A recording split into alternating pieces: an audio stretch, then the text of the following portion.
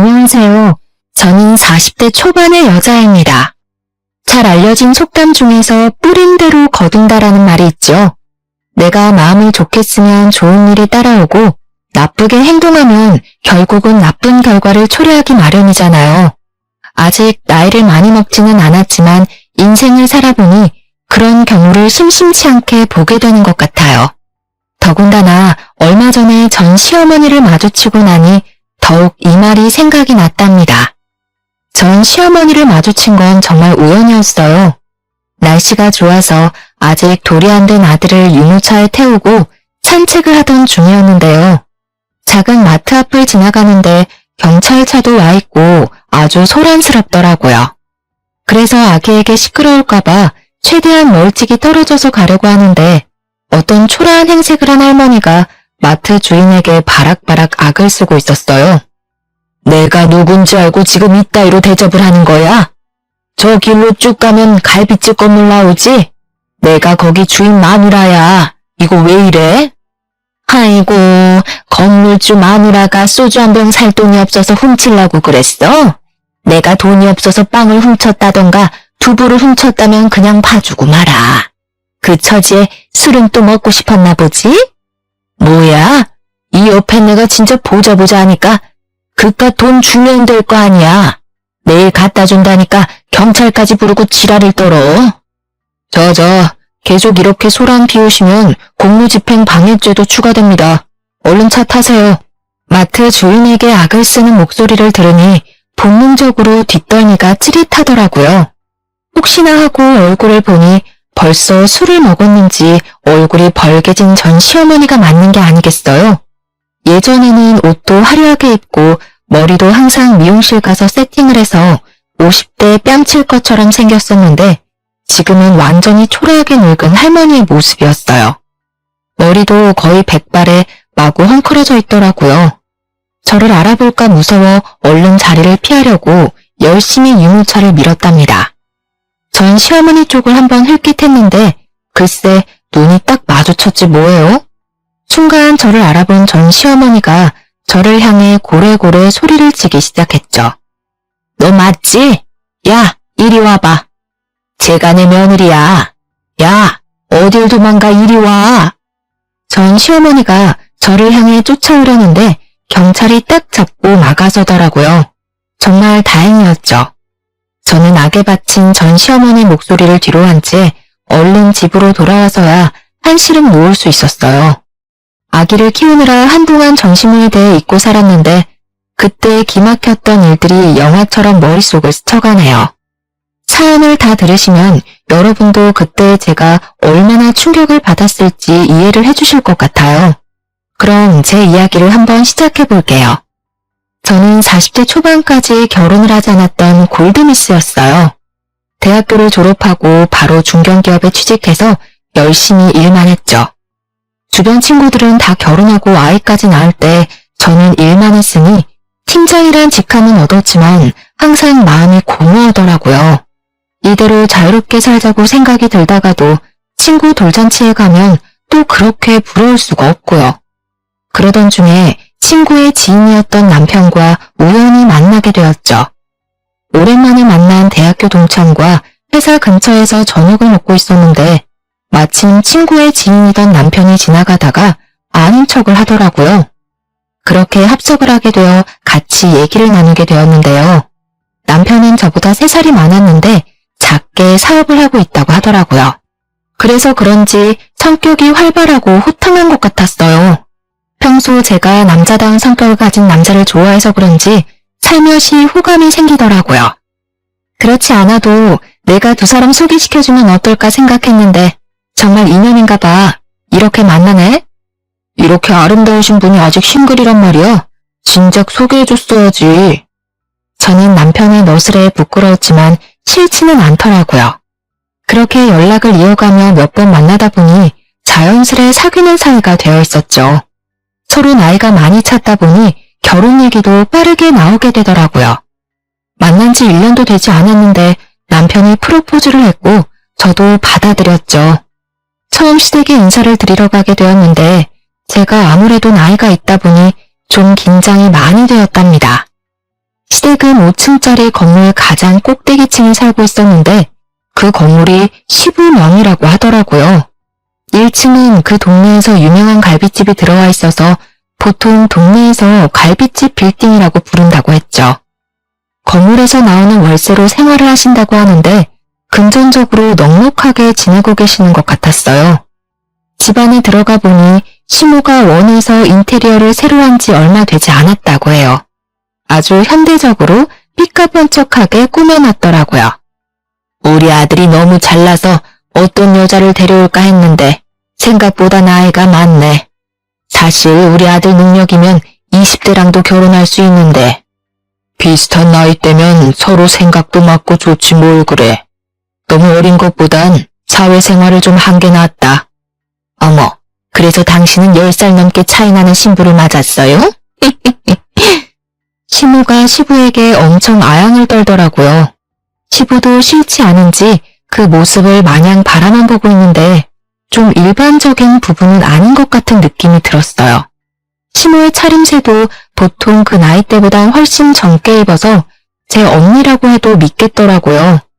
역시나 나중에 남편에게 물어보니 친어머니는 암에 걸리셔서 남편 20대 초반일 때 돌아가셨다고 해요. 그리고 시부는 지금의 시모와 10년 전에 재혼을 하셨다고 하더라고요. 친정 부모님은 다 은퇴하셨다고? 그럼 생활은 뭘로 하셔? 우리처럼 건물이 있나? 아님 돈 나올 구멍이 따로 있어? 아버지가 연금을 넉넉하게 받으시는 편이라 그걸로 생활하고 계세요. 제가 매달 용돈 챙겨드리고 있고요. 뭐 그럼 딱히 넉넉하진 않겠네. 우리 집안이랑 좀 차이가 나서 좀 그렇네. 그나저나 결혼하면 시부모 용돈도 똑같이 챙겨줘야 되는 거 알지? 그런 건 기본 중에 기본이잖아. 애들 힘들게 일하는데 용돈은 무슨. 내가 돈 충분히 주잖아. 괜히 그런 걸로 애들 괴롭히지 마. 저는 사실 시댁에서 결혼을 반대하면 당연히 툭툭 털고 안 하려고 생각하고 있었어요. 시모가 하는 말이 마음에 걸려서 결혼에 대해 다시 생각해봐야겠다는 마음이 들었죠. 친구들에게 하도 고부 갈등에 대한 하소연을 많이 들어서 굳이 피곤하게 그런 걸 경험하면서 살고 싶진 않았거든요. 저는 제 커리어에도 자부심이 있고 연봉도 나쁘지 않기 때문에 그런 대접을 받으면서까지 진행할 필요는 없으니까요. 하지만 시부가 트인 생각을 가진 분 같았고 결혼하라고 시원하게 지원을 해주시더라고요. 남편이 시원시원하게 결혼을 밀어붙여서 정신이 들었을 땐 이미 결혼식을 다 끝내고 신혼여행까지 다녀온 후였답니다. 결혼을 했다고 해도 일은 놓고 싶지 않았기에 회사는 계속 다니고 있었죠. 남편도 사업을 하다 보니 매일 밤늦게 들어와서 신혼생활을 잘 즐기지를 못하겠더라고요. 저는 퇴근하고 오면 너무 힘들어서 빨리 쉬기 바쁘고 남편은 거의 밤에 오니 같이 저녁을 먹을 때도 별로 없고요. 이런 게 결혼인가 싶고 오히려 연애할 때보다 더 외로운 기분이 들기도 했죠. 다 잡아둔 물고기라고 생각을 하는지 연애할 때는 그렇게 연락도 자주 하더니 이제는 늦게 들어와도 연락 한 통 없었어요. 저도 서운함이 계속 쌓여가니 서로 서먹해진 상황에서 어느 날 남편이 출근 전에 이런 말을 하는 거예요. 근데 우리 나이도 있는데 아기를 먼저 가져야 되지 않아? 나는 나를 닮은 애를 꼭 갖고 싶거든. 그런 말을 전혀 안 하다가 갑자기 들으니 당황스럽긴 한데 난 사실 회사 일도 바쁘고 나이 때문에 아이가 금방 찾아오긴 힘들지 않을까 싶어. 만약 시도해봐도 안 되면 난 딩크도 생각한 적 있긴 하거든. 딩크? 말도 안 되는 소리 하지 마. 결혼했으면 무조건 한 명이라도 아이는 낳아야지. 당신 일이야. 아이 낳고 다시 해도 되잖아. 지금 뭐가 급한지 몰라? 저도 저를 빼닮은 아기를 갖고 싶었고 남편이 너무나도 아이를 원했기 때문에 열심히 노력해보기로 했어요. 친정엄마가 임신이 잘 되는 한약도 지어다 주셔서 빼놓지 않고 먹었죠. 몸이 건강해야 한다고 해서 평소에 운동도 싫어했지만 요가 수업도 듣기 시작했답니다. 저는 제 나름대로 노력을 하고 있는데 먼저 임신 계획하자던 남편은 무슨 생각인지 전혀 협조를 안 하더라고요. 사업한다고 일주일에 5일은 술을 먹고 들어오길래 아이가 갖고 싶으면 술을 끊어야 한다고 몇 번이나 말해도 듣지 않았죠. 당신 아기 갖고 싶다며 내가 술 먹지 말라고 했지.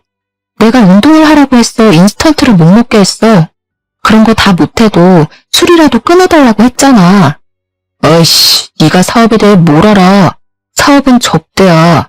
거래를 틀려면 접대를 해야 된다고. 이게 다 일하는 거라니까? 나만 한약 먹고 운동하고 노력하면 뭐해. 하늘을 봐야 별을 따지. 나중에 내 탓하지 마. 야, 애는 네가 낳는 거지 왜 나한테 그래? 네가 20살이었어 봐. 내가 술을 먹든 말든 그게 무슨 상관이야? 매일 같은 문제로 싸우기 시작하니까 남편한테 점점 정이 떨어지더라고요. 결혼을 해도 행복하지가 않고 매일 스트레스를 받으니 점점 후회가 되기 시작했어요. 저는 더 이상 남편이 술을 먹고 와도 말도 걸지 않고 먼저 자버렸죠. 그랬으면 저의 달라진 태도를 알아채고 반성을 해야 되는 거 아닌가요? 제가 신경을 껐다고 생각을 했는지 아예 새벽 늦게 들어오는 날이 점점 늘어나기 시작했답니다. 그러던 어느 날은 인사불성이 돼서 회사 직원이 집까지 데리고 왔더라고요. 남편은 현관복도에 널브러져서 여기가 어딘지도 모르는 모양이었어요. 남편이 토를 하려는지 자꾸 욱욱대서 남편을 억지로 일으켜 앉혔죠. 그리고 귀 양쪽에 비닐봉투를 걸어버렸답니다. 야, 이거 뭐야? 아, 답답해. 아, 이거 빼. 야, 예솔아. 우리 예솔이가 제일 부드럽다니까. 남편이 비닐봉투를 확 빼더니 제 다리를 쓰다듬기 시작했습니다. 저는 너무 화가 나서 온 힘을 다해 남편 얼굴을 확 밀쳐버렸답니다. 남편이 억소리를 내면서 바닥에 머리를 쿵 찧었어요. 정말 남편이 나를 배신했다는 생각에 너무 실망스럽고 화가 머리끝까지 났죠.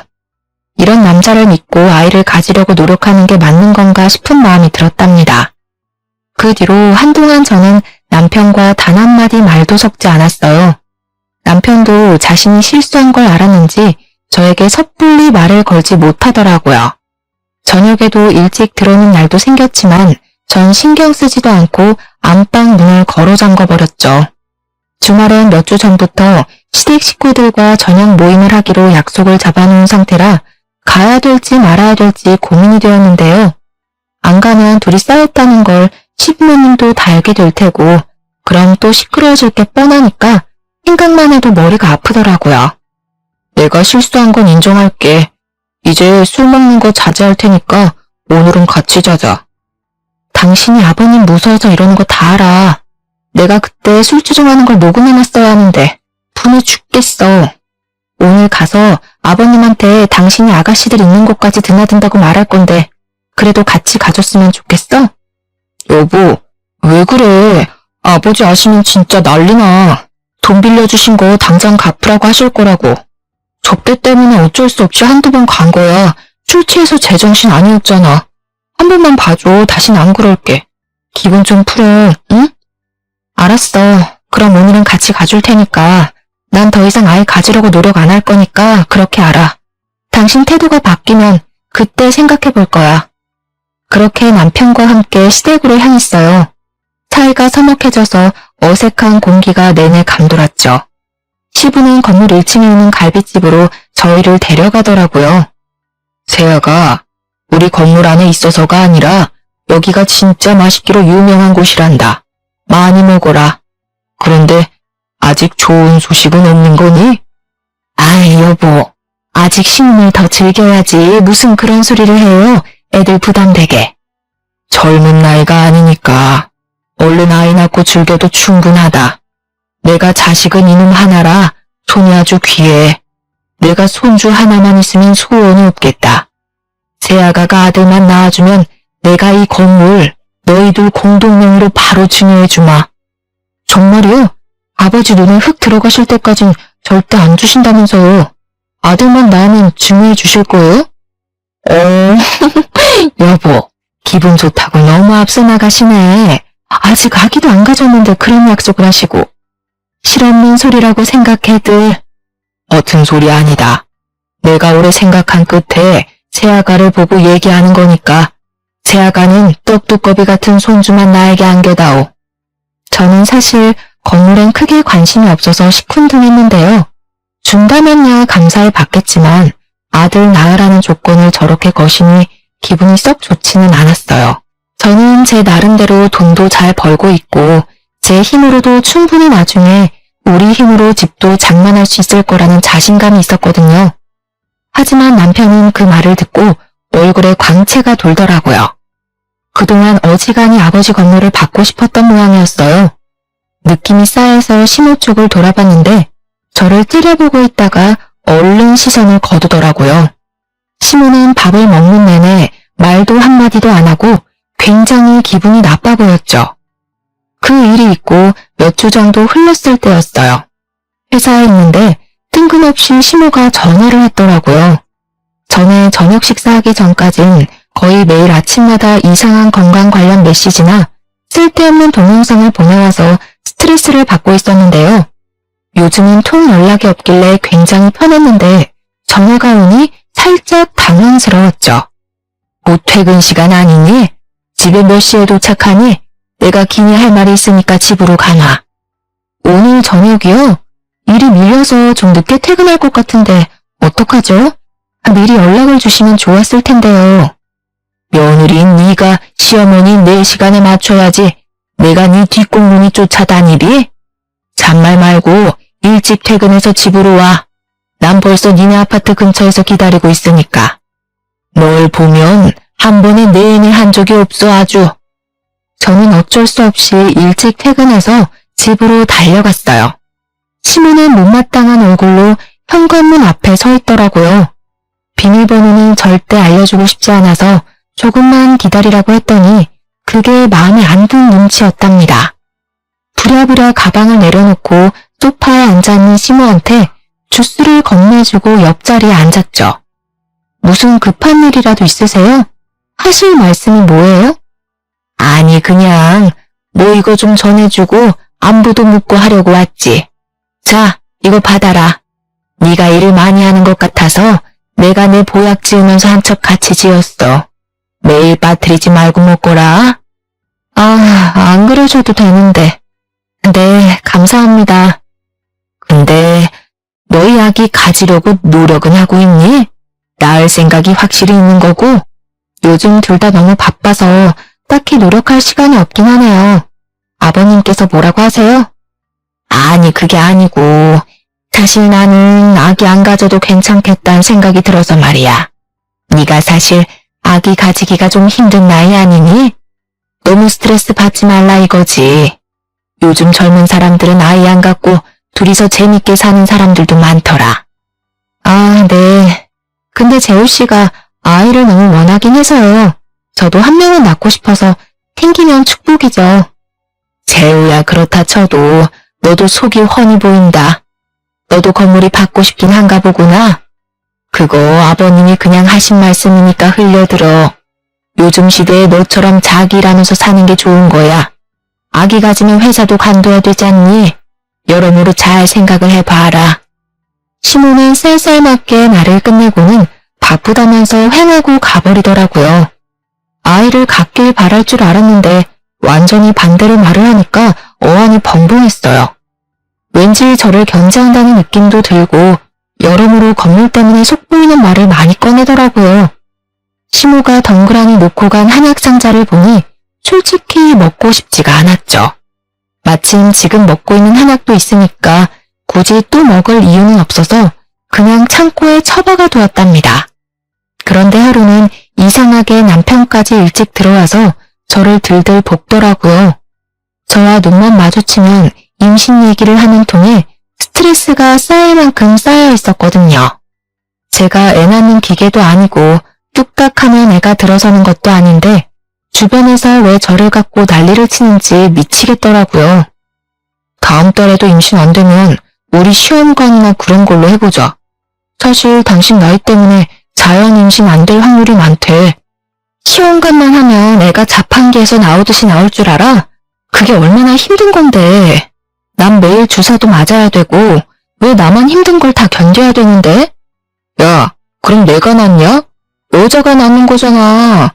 나도 답답하다고.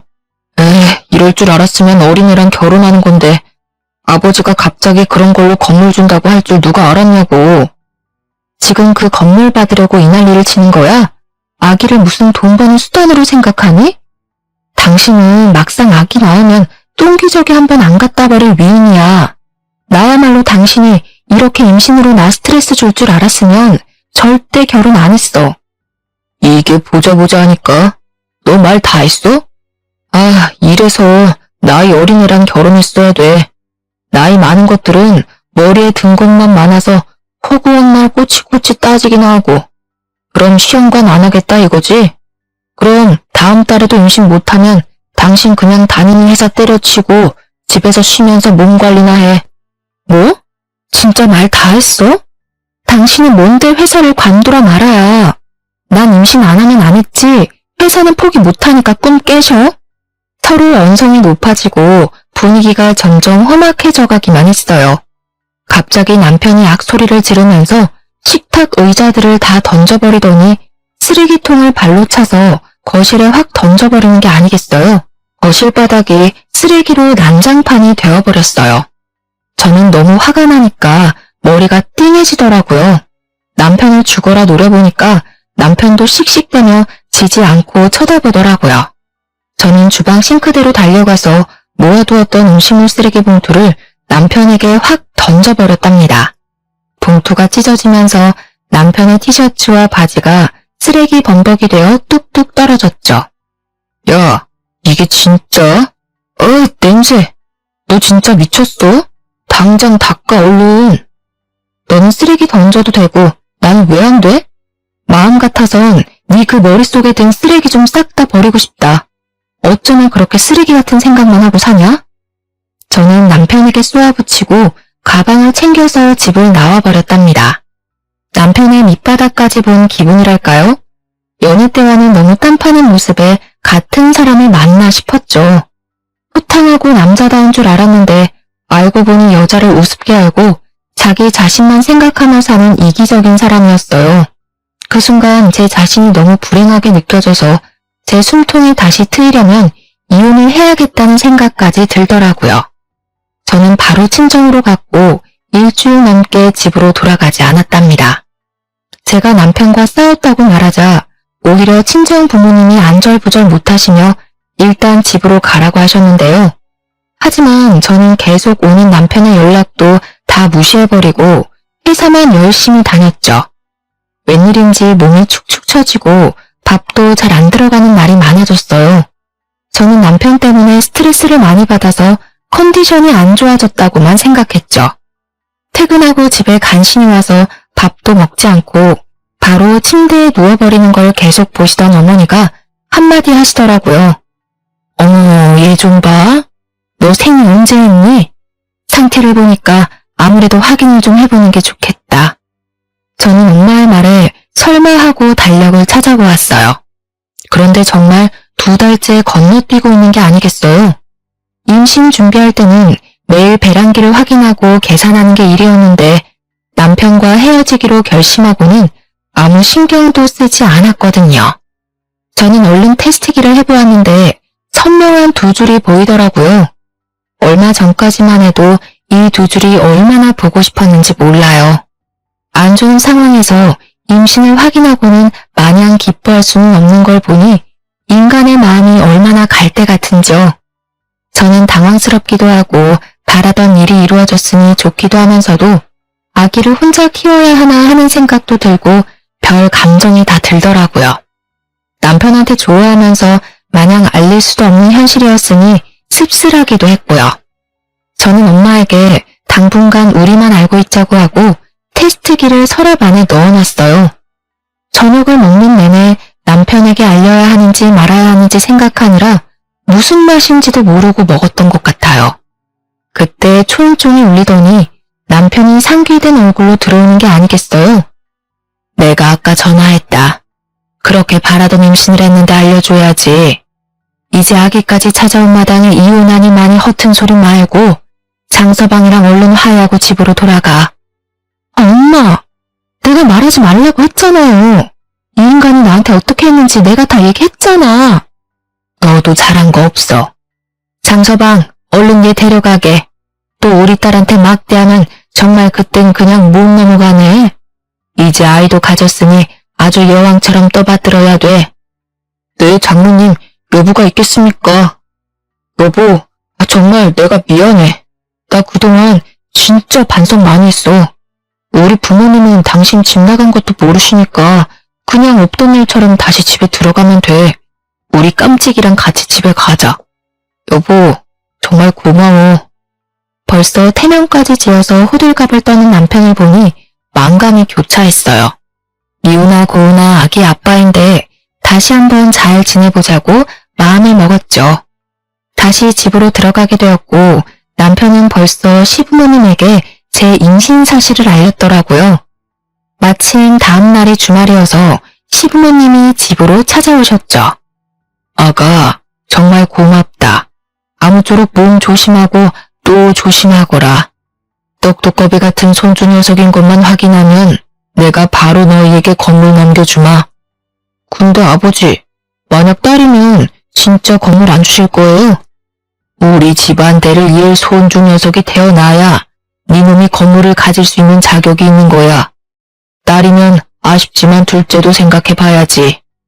아버님, 지금이 무슨 조선시대도 아니고 아들, 딸을 차별하세요. 그리고 요즘엔 딸을 더 좋아해요. 아이고, 왜? 딸이면 건물 못 받을까봐 지금 미리 손 쓰는 거니? 아직 5주라면서 벌써 김칫국들 마시기는. 어머니, 저는 건물에 욕심 없어요. 주시면 뭐 거절은 안 하겠지만 안 주셔도 괜찮아요. 왜 자꾸 제가 욕심내는 것처럼 말씀을 하세요? 내가 언제? 말이 그렇게 들렸다는 거지. 너는 그 말 대답 좀 그만해. 마음 넘어서 용케애가 들어서니까 아주 기고만장하니? 시모가 저를 째려보면서 막말을 쏟아내는데 어이가 없더라고요. 누가 들으면 제가 건물 달라고 조른 줄 알겠더라니까요. 여기서 더 말을 이어가 봤자 뱃속의 아기에게 스트레스만 줄 것 같아서 속으로 참을 인자를 새기며 입을 꾹 다물었답니다. 남편은 정말 달라지려는 듯이 성실한 모습을 보여주기 시작했어요. 정말 바쁜 일이 아니고서는 저녁 먹을 시간에 들어오려고 노력하더라고요. 제가 입덧을 해서 밥을 못 먹고 수박과 오렌지 주스만 먹었거든요. 저녁이면 수박을 한 톡씩 사와서 다 썰어서 통에 착착 담아두기까지 하더라고요. 아기가 생기니까 이렇게 바뀔 줄이야. 정말 신기할 정도였어요. 그렇게 남편과 사이는 점점 회복되어 가고 있었는데요. 문제는 시모였어요. 자꾸 이상한 내용의 동영상을 보내기 시작하는 거예요. 너무 보기 싫어서 대부분 그냥 지워버렸는데 가끔 보면 아이 키우다가 너무 힘들어서 부부가 이혼한 이야기나 심한 건 유산되는 이유 보여주는 동영상 같은 걸 찾아서 보내는 거 있죠. 도대체 왜 시모가 삑딱선을 타고 있는지 이유를 모르겠더라고요. 제가 답장도 안 하고 아무런 대꾸도 안 하니까 어느 날 전화를 했더라고요. 살아있었네.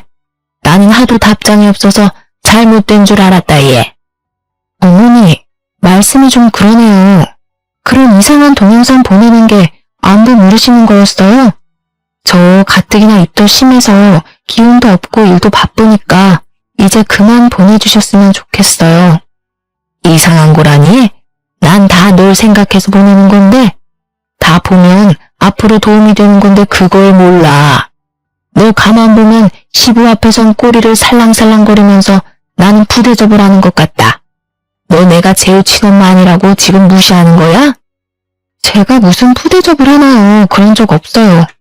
어머니야말로 저 임신한 거 별로 달갑지가 않으신가 봐요? 뭐? 그게 무슨 벼락 맞을 소리야? 내가 얼마나 기쁘고 축복해주고 있는데 그딴 소리 들으니 기가 막히다. 내가 오늘 아기 신발도 사주려고 만나자고 전화한 거야. 오늘 퇴근하고 네 회사 근처 백화점에서 좀 보자. 아, 제가 요즘 몸이 너무 힘들어서요. 죄송한데 다음에 가면 안 될까요?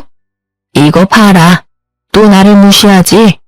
내가 말하면 좀 내니 하고 따를 생각을 해야지. 7시에 정문 앞에서 기다릴 거니까 그렇게 알아. 가뜩이나 주스만 먹고 영양해가면서 회사 사람들에게 내색도 못하고 일도 일대로 다 하고 있는데 백화점까지 가려니 너무 힘들었어요. 저는 결국 시어머니를 만나서 백화점 안으로 들어갔죠. 저는 아기용품 매장만 가서 얼른 사고 집에 가고 싶었는데 시어머니가 1층부터 제 팔짱을 딱 끼고 삥삥 돌며 구경을 하는 거예요. 어머님, 저 진짜 너무 몸이 힘들어서 얼른 아기 거 먼저 좀 사러 가면 안 될까요? 예, 백화점에 왔는데 구경을 좀 해야지. 아니, 겉으론 멀쩡해 보이는데 뭐가 힘들다고 그래? 배가 남산만큼 나온 것도 아니면서. 저도 임신이 처음이었지만 시모는 재혼 전에도 한 번도 아이를 가진 적이 없어서 그런지 임신 초기에 얼마나 힘든지 이해를 못하는 것 같았죠. 아기용품 매장이 있는 3층까지 구석구석 삥삥 도는데 정말 주저앉고 싶더라고요. 가까스로 정신을 부여잡고 시모가 골라준 아기 신발을 하나 받아들고 나왔어요. 이상하게 백화점에 앉아서 쉬는 의자가 없어서 잠깐 쉴 수도 없었거든요. 저는 빨리 집에 갈 생각만 하고 있었기에 엘리베이터 쪽으로 걸어갔어요. 시모가 뒤에서 저를 재빠르게 쫓아오더니 팔을 잡더라고요. 아유, 얘. 사람이 너무 많아서 한참 기다려야겠다. 너도 힘든데 우리 계단으로 내려가자. 그럼 금방이야. 네? 저 다리가 후들거려서 계단 못 가요, 어머니. 시어머니는 제 말도 듣지 않고 비상구 문을 벌컥 열었고 저를 기다리고 있더라고요. 제가 움직이지 않자 인상을 팍 쓰면서 오라는 손짓을 계속 해댔어요. 예, 빨리 오라고. 사람이 그렇게 많은데 저한테 소리를 삑 지르기까지 하더라고요. 저는 사람들 눈을 피해서 비상구 쪽으로 걸어갈 수밖에 없었어요. 난간을 꼭 잡고 내려가기 시작하는데 시모가 앞서가지 않고 제 뒤에서 따라오는 게 아니겠어요. 저보다 걸음도 훨씬 빠른데 뒤에 떡 버티고 있으니 불편하고 신경이 쓰였답니다. 거의 1층에 도착하자 한시름이 놓여서 잠깐 쉬려고 하는 찰나에 다리가 휘청이면서 난간을 잡을 새도 없이 몸이 앞으로 고꾸라져 버렸답니다. 저는 계단을 대굴대굴 굴러서 바닥으로 떨어졌어요. 제가 잠시 정신을 잃었는지 시모가 소리치는 게 들렸었는데 깨어나 보니 병원 응급실이더라고요. 제 손을 붙잡고 울상이 된 남편의 얼굴이 보이고 뒤쪽으로 시부모님이 서 계셨죠. 여보, 괜찮아? 도대체 어떻게 된 거야? 초기가 가장 위험하다는데 조심해야지. 아기는? 아기는 무사한 거야? 응, 다행히도 아기는 무사하대. 걱정하지 마. 나 아까 어머니 전화 받고 얼마나 놀랐는지 몰라. 시부가 엄청 뭐라고 한 모양인지 시모는 풀이 확 죽어있더라고요. 이상은 없어서 바로 퇴원했는데 좀 캥기는 부분이 있었죠. 제가 넘어질 때 시모가 다리를 건 듯한 느낌이 들었던 것 같은 거예요. 근데 확실하지가 않고 저도 정신이 없었기에 그냥 넘길 수밖에 없었어요. 그 이후로는 왠지 시모와 거리를 둬야겠다는 생각이 들었답니다. 이제 임신한 지도 거의 12주가 가까워지고 있었어요. 이때쯤이면 아들인지 딸인지 알려주신다고 해서 남편이 정기검진 날짜만 엄청 기다리고 있더라고요. 입덧도 사라지고 백화점 사건 이후로 시모도 연락이 없어서 평화로운 날을 보내고 있었는데요.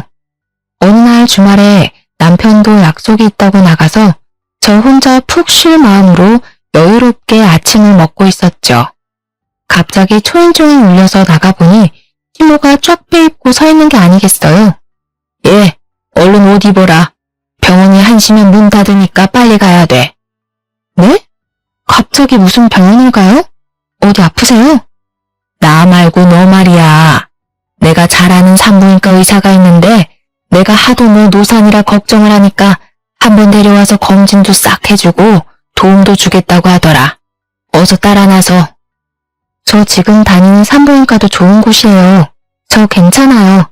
그렇지 않아도 다음 주에 정기검진 가요. 또 말대답. 한 번은 좀 예의할 순 없어? 내가 다 우리 집안 잘 되고 너 잘 되려고 이렇게 사방을 다니면서 나서면 좀 고맙다고 따라 나서면 될걸. 빨리 못 나와? 유명한 의사랑 약속 잡기 힘들어. 뜬금없이 와서 얼마나 호들갑을 떨면서 정신도 못 차리게 하는지 어느새 택시에 떠밀려서 타고 있더라고요. 그렇게 30분은 갔을까요? 무슨 변두리에 있는 것 같은 허름한 병원에 저를 데려가더라고요. 유명하다더니 들어갔는데도 환자 한 명 없었고 간호사 딱 한 명 앉아있더라고요. 저는 기분이 너무 나빴지만 일단 시모가 하는 대로 지켜봤죠. 무슨 병원이 접수도 안 하고 바로 진료실로 들어오더라고요. 의사는 시모와 비슷한 또래의 남자였어요. 인상도 별로고 눈도 음흉해 보여서 보는 순간 소름이 끼치더라고요. 그 의사한테 배를 보여줘야 한다니 너무 싫었는데 시모가 억지로 끌어서 침대에 눕히더라고요. 아주 건강한데? 그리고 아들이네? 이거 보이지? 뭐? 아니, 뭐요? 아들이요? 진짜 확실한 거예요? 저는 사실 그동안 초음파 사진을 보고 아들이라고 짐작은 하고 있었는데 이렇게 확인을 하게 되었네요. 시모는 아들이라는 소리를 듣고 얼굴이 파래지며 부들거리더라고요. 어머니, 저를 여기 왜 데려오신 거예요? 지금 설마 아들인지 아닌지 그거 확인하러 오신 거예요? 도대체 여기서 무슨 도움을 받으러 온 건데요? 저 지금 굉장히 기분이 나쁘거든요? 저는 의사 손을 팍 쳐버리고 침대에서 내려와 진료실 밖으로 나가버렸어요. 너무 열이 뻗쳐서 정수기에서 냉수를 한참 뽑아 마시고 심호흡을 했죠. 심호를 두고 그냥 나와버리려고 했는데 가방을 진료실 책상에 두고 왔더라고요. 그래서 다시 진료실 쪽으로 걸어갔는데 문이 살짝 열려진 채로 둘이 심각하게 얘기를 하고 있더라고요. 어떻게 방법 없겠어? 아니 하필 왜 아들이야? 혹시 먹으면 잘못되는 그런 약 같은 건 없어? 이미 손 쓰기엔 너무 늦었어. 약 먹는다고 해도 잘못하면 장애아로 태어날 수도 있는 거고 아주 위험해. 그러게 내가 좀 더 빨리 끌고 오랬잖아. 저 화상이 말을 들어먹어야 말이지. 오늘도 끌고 오느라 얼마나 힘들었는데. 그럼 수술밖엔 방법이 없는 거야? 대화를 듣고 있으니 머릿속이 하얘지며 몸이 부들부들 떨려왔죠. 임신을 달가워하지 않는 건 느끼고 있었지만 이렇게 무서운 생각을 하고 있는지는 상상도 하지 못했으니까요. 시모의 소름 끼치는 두 얼굴을 보니 어떻게든 증거를 남겨야겠다는 생각이 들었어요. 다행히 주머니에 핸드폰이 있어서 뒤늦게라도 얼른 비디오를 찍었답니다. 그리고는 혼자 서둘러 나와 집으로 가버렸어요. 저는 저녁에 남편이 올 때까지 기다렸다가 함께 시댁으로 갔어요. 제가 집 안에 들어서자마자 시모가 큰 소리를 치기 시작하더라고요. 연락도 없이 너 혼자 가버리면 어떡하니? 가방도 두고 가서 얼마나 걱정했는지 알아? 애가 기본이 안 돼 있어. 걱정이요? 같이 있다간 또 무슨 수작을 부릴지 모르니까 제가 얼른 도망친 건데요? 뭐? 수작? 이게 아주 막 나가네. 내가 재혼했다고 지금 이렇게 무시를 하는 거야? 여보, 얘 말하는 것 좀 봐요. 나를 얼마나 무시하는지 봤죠? 이간질 시키려면 상대 봐가며 제대로 했어야죠. 그럼 이건 어떻게 설명할 건데요? 저는 아까 찍은 비디오를 열어 시부모와 남편에게 보여줬습니다. 그걸 본 시모가 얼굴이 사색이 돼서 핸드폰을 뺏으려고 하더라고요. 저는 얼른 시모의 손을 쳐버렸어요. 내가 참아보려고 했는데 사람이 할 짓이 있고 못할 짓이 있는 거예요. 아무리 친자식이 아니래도 어떻게 손주를 잘못되게 할 생각을 할 수가 있어요? 이게 지금 우리 아기 두고 하는 말이란 말이야? 이 아줌마가 진짜 미쳤네? 그동안 아버지 생각해서 대우해줬더니 진짜 내 엄마라도 된 것 같아? 아, 딱 알겠네. 이 건물 나한테 넘어갈까봐 이런 짓을 꾸민 거지? 그렇다고 이게 당신께 될 것 같아? 아니, 그게 아니라 오해가 있는 것 같은데 우리 손주 얘기를 한 게 아니라 이 의사가 내 친구인데 다른 환자 얘기를 한 거야.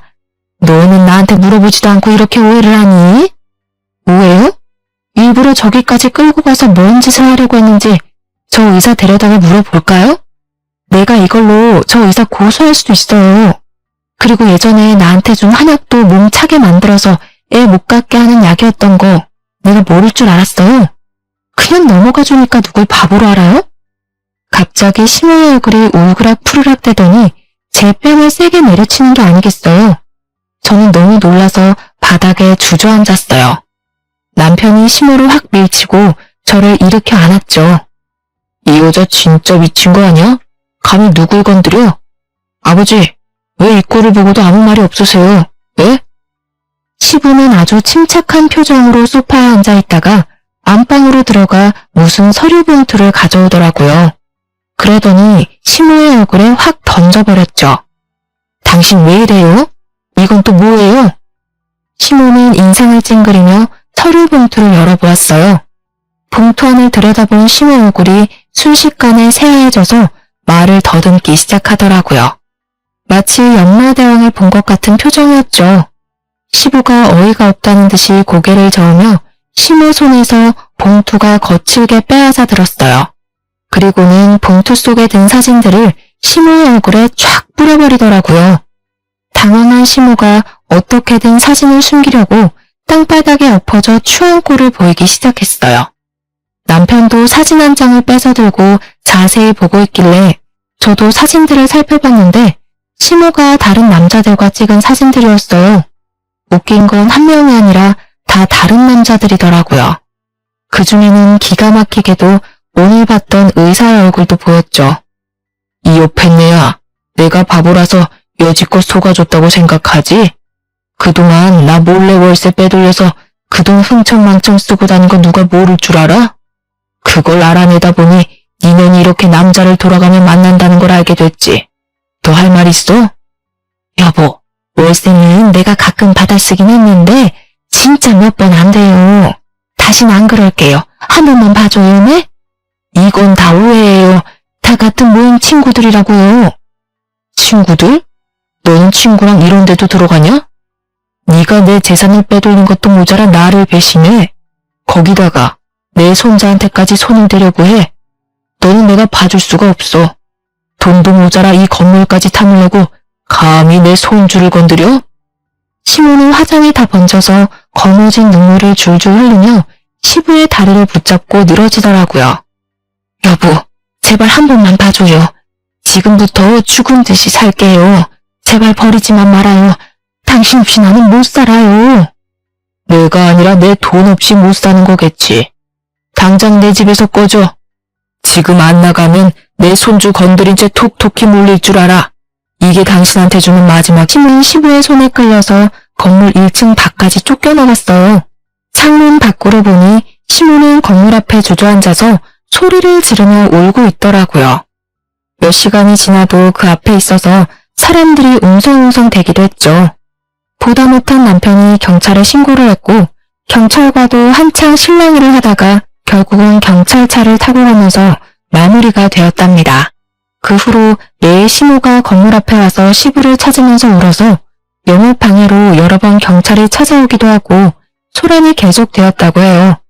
시부가 저 아기의 안전을 위해서 출산 때까진 시댁에 오지 말라고 해서 시모를 그 후로 보진 않았답니다. 시부는 소송을 진행해서 시모한테 돈 한 푼도 주지 않고 이혼할 수 있었어요. 시모는 남은 돈으로 변호사까지 고용해서 어떻게든 재산을 분할받으려고 발악을 했지만 불리한 증거가 너무 많아 통하지 않았죠. 저는 무사히 아들을 순산했고 출생 신고하는 날에 맞춰 시부가 선물처럼 건물을 증여해 주셨답니다.